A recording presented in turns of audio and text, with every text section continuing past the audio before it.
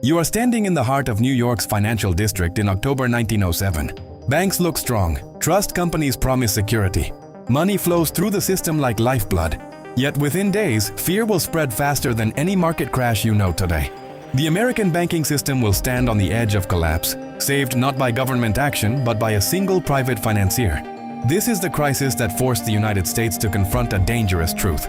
Its financial system had no safety net. In the early 1900s, the US economy was expanding rapidly. Railroads stretched across the continent. Industrial giants dominated production. Wealth concentrated in cities like New York City, where trust companies, lightly regulated financial institutions, grew faster than traditional banks. They offered higher returns, they took greater risks, and they operated with far less oversight. In October 1907, a failed attempt to corner the market on United Copper Company stock triggered panic. When the scheme collapsed, it exposed deep weaknesses in trust companies tied to the speculators. Depositors rushed to withdraw their savings. Lines formed outside financial institutions. Liquidity vanished, credit froze.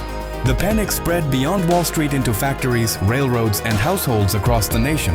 At the center of the crisis stood J.P. Morgan. There was no central bank to stabilize the system, no federal insurance for deposits.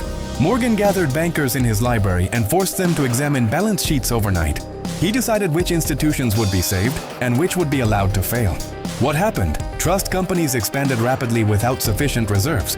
Why it mattered? Their collapse triggered a chain reaction across the financial system. How people survived? Stronger banks pooled resources to support weaker ones. What failure meant? A total credit freeze could have halted industry nationwide. Modern lesson: growth without safeguards creates systemic risk.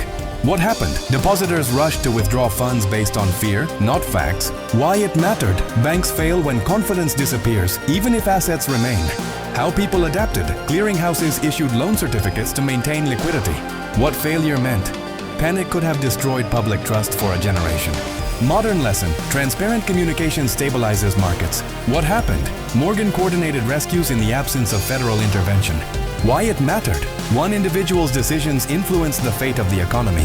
How people survived? Cooperation among rival banks prevented wider collapse. What failure meant? Unchecked bank failures could have triggered depression. Modern lesson: financial systems need structured, accountable safeguards. What happened? The panic exposed the dangers of an unregulated financial sector. Why it mattered? Public pressure for reform intensified after the crisis. How people adapted? Policymakers studied European central banking models. What failure meant? Repeated panics could have destabilized the young industrial nation. Modern lesson: prevention costs less than recovery. For ordinary Americans, the panic was not an abstract financial event. Factory workers lost wages as production slowed. Small businesses could not secure loans. Families withdrew savings and hid cash at home.